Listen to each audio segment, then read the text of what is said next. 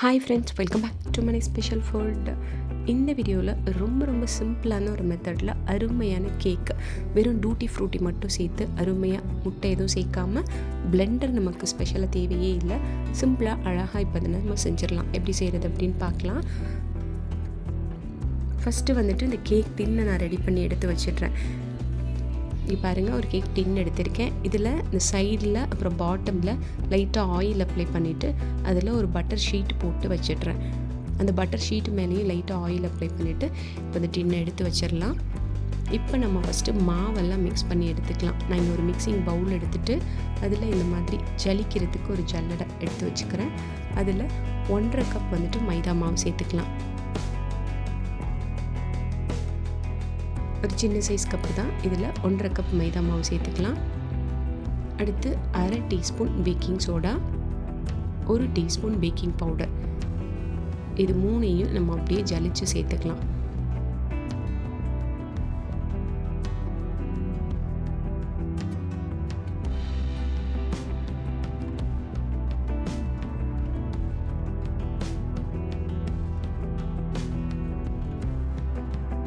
மாவை இந்த மாதிரி ஜலிச்சுட்டு இப்போ இதை நம்ம அப்படியே எல்லாத்தையும் ஒன்றா மிக்ஸ் பண்ணி விட்டுட்டு இதை எடுத்து வச்சிடலாம். இது இருக்கட்டும். அடுத்து பார்த்திங்கன்னா, நான் இங்கே கொஞ்சம் டூட்டி ஃப்ரூட்டி எடுத்திருக்கேன். இதை வந்துட்டு கொஞ்சம் மட்டும் ஒரு பிளேட்டில் சேர்த்துக்கிறேன். ஒரு 2 டீஸ்பூன் அளவு, ஒரு 2 டீஸ்பூன் வந்து தனியாக வச்சுருக்கேன். அந்த பிளேட்டில் சேர்த்துருக்கிறதுல ஒரு 2 டீஸ்பூன் மைதா மாவு சேர்த்து அப்படியே மிக்ஸ் பண்ணி வச்சிடலாம். இதை வந்து நம்ம அந்த கேக் மாவோடு சேர்த்துக்கலாம். இந்த மாதிரி மைதா மாவு போட்டு நம்ம மிக்ஸ் பண்ணி இதை எடுத்து வச்சிடலாம். அப்புறம் கொஞ்சம் தனியாக அந்த கேக் மேலே போடுறதுக்காக கொஞ்சம் தனியாக நம்ம வச்சுக்கலாம். இப்போ இது ரெண்டும் இருக்கட்டும். அடுத்து நம்ம லிக்விட் இன்க்ரீடியன்ட்ஸ் எல்லாம் ஆட் பண்ணிக்கலாம். அதுக்கு ஒரு மிக்சிங் பவுல் எடுத்துகிட்டு ஃபஸ்ட்டு நான் இங்கே சுகர் சேர்த்துக்கிறேன். நம்ம 1.5 கப் மைதா மாவு எடுத்திருந்தோம், அதுக்கு ஒரு 3/4 கப்புக்கு கொஞ்சம் கூட சுகர் சேர்த்துக்கலாம். அடுத்து 1/2 கப் வந்துட்டு ஃப்ரெஷ்ஷான தயிர் சேர்த்துக்கிறேன். சேர்த்துட்டு இது ரெண்டையும் நம்ம நல்லா கலந்து விட்டுக்கலாம். அதனால் இந்த சுகர் வந்துட்டு அந்த தயிரோட அப்படியே கரைஞ்சிடணும். அதனால் கொஞ்சம் நேரம் அப்படியே நல்லா இந்த மாதிரி மிக்ஸ் பண்ணி விட்டுக்கலாம். இப்போ ஓரளவுக்கு நமக்கு சுகர் வந்துட்டு நல்லா அந்த தயிரில் கரைஞ்சிருச்சு. இப்போ வந்து மெல்ட்டான பட்டர், அது வந்துட்டு கரெக்டாக ஒரு 1/2 கப் கிட்ட சேர்த்துக்கலாம். பட்டர் எடுத்து லைட்டாக மெல்ட் பண்ணிவிட்டு சூடு ஆறின பிறகு நம்ம இது கூட சேர்த்துக்கணும்.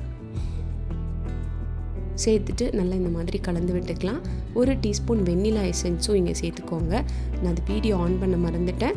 1 டீஸ்பூன் வெண்ணிலா எசன்ஸ் சேர்த்து நல்லா கலந்து விட்டுட்டு இப்போ இந்த லிக்விட் எல்லாம் ரெடி பண்ண எல்லாத்தையும் எடுத்து அப்படியே நம்ம வச்சுருக்க அந்த மாவு, மைதா மாவு, பேக்கிங் சோடா, பேக்கிங் பவுடர் அது கூட சேர்த்து அப்படியே கலந்து விட்டுக்கலாம்.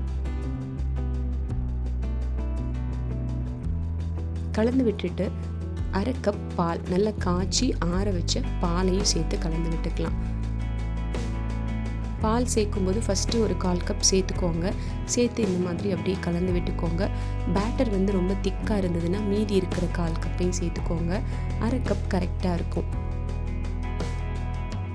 இப்போ இது கூட அந்த டூட்டி ஃப்ரூட்டியில் கொஞ்சமாக மைதா மாவு போட்டு மிக்ஸ் பண்ணி வச்சோம் இல்லையா, அதை எடுத்து சேர்த்துக்கலாம்.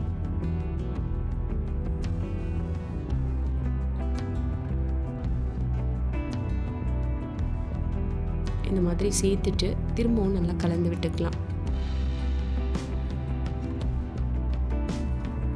கலந்து விட்டுட்டு அந்த பேட்டர் ரொம்ப திக்காக இருந்தால் கொஞ்சமாக பால் சேர்த்துக்கோங்க. நான் இப்போ இங்கே கொஞ்சமாக பால் சேர்த்துருக்கேன். சேர்த்து திரும்பவும் நல்லா கலந்து விட்டுக்கலாம். பேட்டரோட கன்சிஸ்டன்சி இந்த மாதிரி இருக்க மாதிரி ரெடி பண்ணிவிட்டு இப்போ இதை எடுத்து கேக் டின்னில் சேர்த்துடலாம். அவ்வளோதான், ரொம்ப சிம்பிளாக நம்ம இந்த கேக் செஞ்சிடலாம்.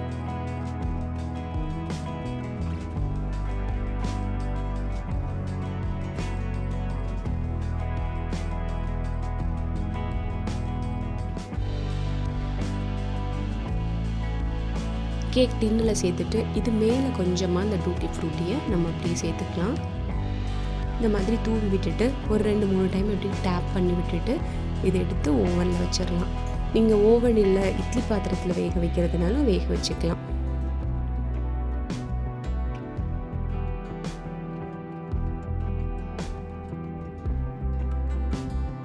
இந்த பாருங்கள், நமக்கு அழகாக ரெடி ஆயிடுச்சு. இப்போ இதை எடுத்து ஆற வச்சிடலாம். நல்லா ஆறின பிறகு நம்ம இதை டீமோல்டு பண்ணிக்கலாம். கேக் பாருங்கள், நமக்கு இப்படி பார்க்கும்போதே தெரியுது. சைட்லலாம் நல்லா ஆயில் அப்ளை பண்ணியிருக்கிறதுனால ஈஸியாக வந்துடும். இதை எடுத்து அப்படியே ஒரு பிளேட்டுக்கு நான் மாற்றிடுறேன்.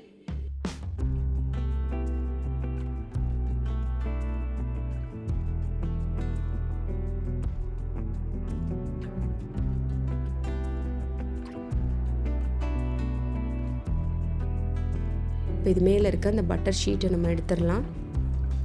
பாருங்கள் கேக் எவ்வளோ சாஃப்டாக சூப்பராக வந்திருக்குன்னு. ரொம்ப ரொம்ப சிம்பிளாக அழகாக செஞ்சிடலாம். புதுசாக கேக் செய்கிறவங்க கூட இது ஈஸியாக செஞ்சிடலாம். அவ்வளோதான். இப்போ இதை நம்ம கட் பண்ணிக்கலாம். இன்றைக்கி சாட்டர்டே என் குட்டீஸ்க்காக நான் இந்த கேக் பண்ணேன் வீட்டில். அவங்க ரொம்பவே விரும்பி சாப்பிட்டாங்க. பாருங்கள் எவ்வளோ சாஃப்டாக சூப்பராக ரெடி ஆகிருக்குன்னு. சிம்பிளாக டக்குன்னு நம்ம செஞ்சிடலாம். நீங்களும் உங்கள் வீட்டில் இந்த மாதிரி கேக் ட்ரை பண்ணி பாருங்கள். இந்த வீடியோ பிடிச்சிருந்ததுன்னா மறக்காம மணி ஸ்பெஷல் ஃபுட்டுக்கு லைக் பண்ணுங்கள். இன்னும் சப்ஸ்கிரைப் பண்ணலன்னா சப்ஸ்கிரைப் பண்ணுங்கள். இதே மாதிரி சிம்பிள் அண்ட் சூப்பரான ஒரு ரெசிபியோட நம்ம அடுத்த வீடியோவில் பார்க்கலாம். Bye by.